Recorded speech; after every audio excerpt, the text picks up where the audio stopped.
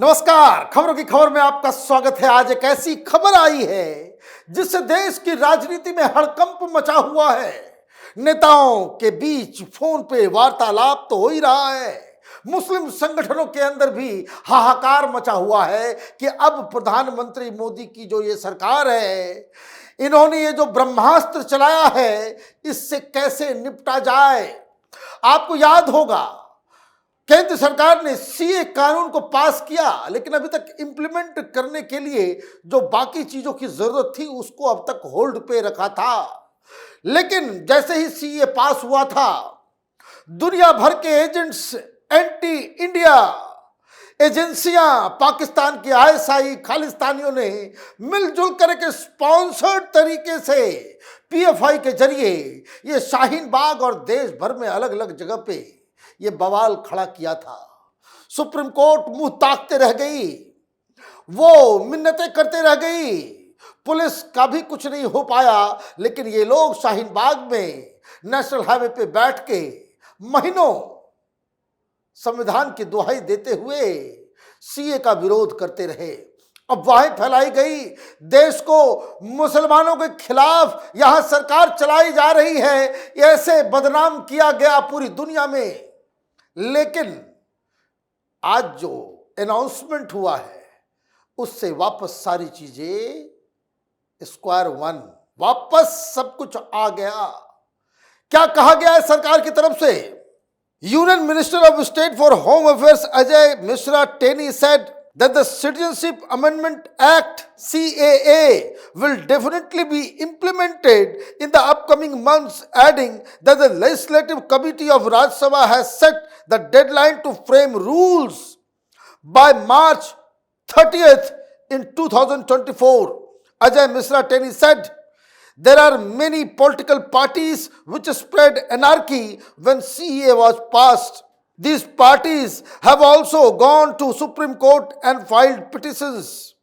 There are 220 petitions filed by opposition parties against us. We are definitely going to make a law on CAA. We will definitely fight our case in the Supreme Court to uphold this law. This is our promise. CAA will definitely be implemented. मार्च में implement कर दिया जाएगा। जो नियमावली बननी है वो तैयार करके 30 मार्च तक वो लास्ट डेडलाइन है।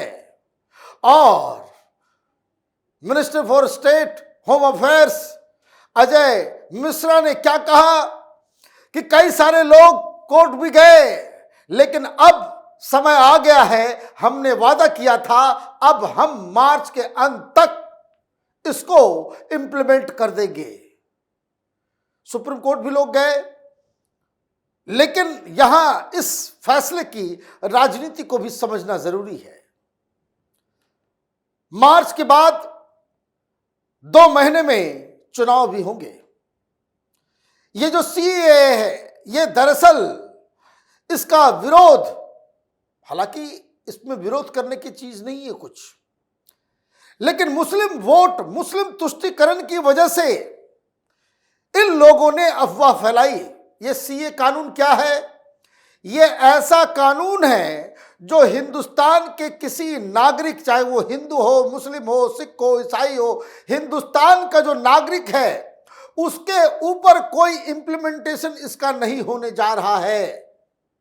मतलब ये कानून ऐसा है जिससे न हिंदुस्तान के किसी मुसलमान को, हिंदू को, सिख को, ईसाई को, पॉलिटिकल पार्टी को, किसी ग्रुप्स को, किसी के ऊपर यह कानून लागू नहीं होगा।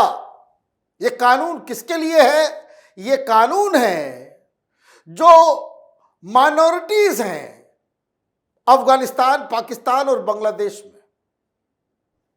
बात बहुत ही सिंपल है। उन लोगों को, चाहे वो हिंदू हो, चाहे, क्योंकि माइनॉरिटी उन देशों में कौन है? हिंदू है, सिख है, ईसाई है। अगर वहां वो रिलीजियस प्रोसिक्यूशन उनको होता है, वहां के हिंदुओं को प्रताड़ित किया जाता है, सिखों को प्रताड़ित किया जाता है, तो हिंदुस्तान अगर वो आते हैं तो उनको बाकायदा सिटीजनशिप दिया जा सकता है। उसी का ये कानून है। लेकिन अब हिंदुस्तान में तो बवाल करना है तो करना है। जब ये पास हुआ तो पीएफआई ने दरअसल देश भर में ये बवाल शुरू किया। करोड़ों रुपए, अभी तक केस चल रहा है। सिर्फ यूपी के अंदर 150 करोड़ रुपए खर्च किए गए। शाहीन बाग में बिरयानी चल रहा था, आने वाले को 500 रुपया पर दिन दिया जा रहा था। एक बड़ा बवाल देश भर में मचाया गया। अब वाही फैलाई गई कि भाई हिंदू, ये मुसलमानों से कागज मांगा जाएगा। बाकी सारे लोग, सारी पार्टियां भी इसमें आ गई। ये शाहीन बाग का मेन ऑर्गेनाइजर कौन था? तो मेन ऑर्गेनाइजर पीएफआई। आज पीएफआई की स्थिति क्या है? ये बैंड ऑर्गेनाइजेशन है। पीएफआई का कोई भी व्यक्ति, पीएफआई से जुड़ा हुआ कोई व्यक्ति, पीएफआई से जुड़ी हुई कोई भी गतिविधि देश के अंदर होगी वो अरेस्ट होगा। ये पूरा शाहीन बाग का ये तमाशा ये पीएफआई ने करवाया था। और इसी आतंकी संगठन, ये बैंड ऑर्गेनाइजेशन के साथ मिलके ये कांग्रेसियों ने, वामपंथियों ने और तथा कथित तमाम ये जालीदार टोपी पहन के इसके नेता जो तमाशा नौटंकी करते हैं, ये सेकुलर पार्टियों के लोगों ने इस देश में बवाल क्रिएट किया था। अब ये अजय मिश्रा साहब कह रहे हैं करो बवाल फिर से। अब मसला यूं फंसेगा क्योंकि पार्लियामेंट में तो ये मसला आएगा ही, क्योंकि अजय टेनी ने और भी कुछ डिटेल्स दिए जो मैं आपको बताऊंगा। मार्च का महीना होगा और जो कोई भी फिर इस मुस्लिम वोट के लिए ये आपस में लड़ेंगे।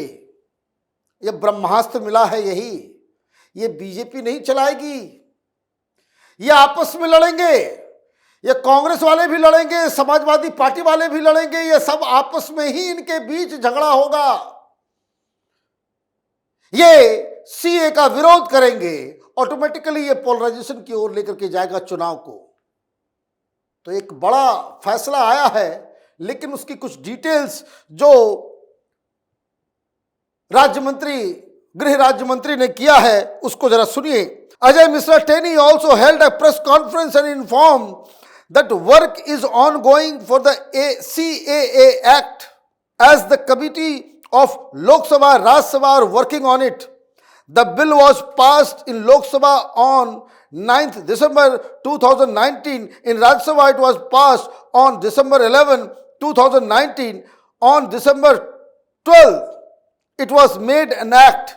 On January 10, 2020 the act came into force. After becoming an act, there are certain laws and regulations to be framed. Legislative Committee of Lok Sabha has set the deadline for January 9th next year. Legislative Committee of Raj Sabha has set the deadline for March 30th, 2024. Definitely, the CEA will be implemented. ये सारे लोग कह रहे थे कि सरकार की हिम्मत नहीं पड़ेगी कि वो सीए को लागू करे। अब सरकार कह रही है बस 30 तारीख को तो सब कुछ खत्म कर देंगे, उसके बाद इंप्लीमेंट हो जाएगा। एक्ट जो है इनफोर्स है, लेकिन इसको कानून कैसे लगाया जाए, रूल्स एंड रेगुलेशन बनाने के लिए भी पार्लियामेंट में कुछ काम होता है। तो लोकसभा और राज्यसभा के अंदर इस पे काम होगा और 30 मार्च के बाद से कभी भी इसको लागू कर दिया जाएगा। मतलब बवाल फिर क्रिएट होगा। अब देखना ये है कि ये जो अगले 2-3 दिनों के अंदर ये इसके बारे में भी जानकारी मिल जाएगी।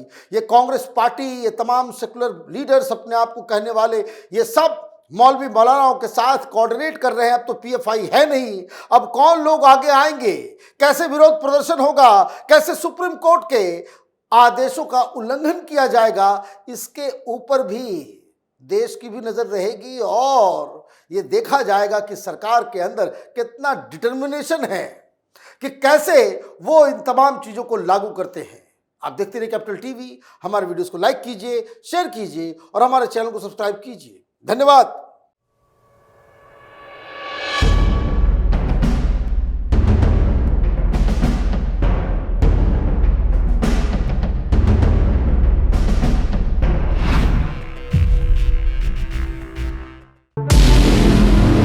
हमारे व्रत, हमारी परीक्षा, लक्ष्य तक पहुंचने की हमारी संयमित प्रतीक्षा। हमारे छठ से और हमारे हट से पूरी दुनिया वाकिफ है। हमें विकल्प पर नहीं, अपने दृढ़ संकल्प पर अटूट विश्वास है, क्योंकि हार हम मानेंगे नहीं और विपरीत परिस्थितियों पर प्रहार हम छोड़ेंगे नहीं जब तक हमारी जीत सुनिश्चित नहीं हो जाती, क्योंकि हम बिहार से हैं।